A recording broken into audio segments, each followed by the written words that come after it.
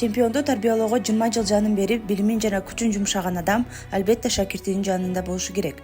Олимпиада оюндарынын барчуларынын тизмесине спорттук жыйынтыкка таасир эте ала турган адамдын ордуна атка минерлердин кошулуп калганы дайыма эле болуп келген жагдай.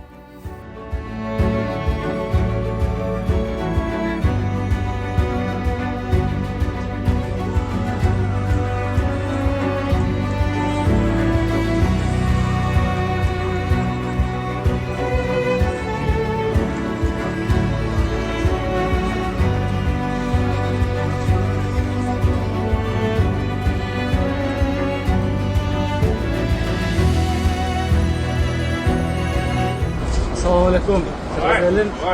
Biz hatta kuvvaçlarımız. Tağı bulmaya toxtoluşqa harakat qilamiz. Alloh bundan nariroqi iyiliklarni sizga buyurgan bo'lsin. Rahmat.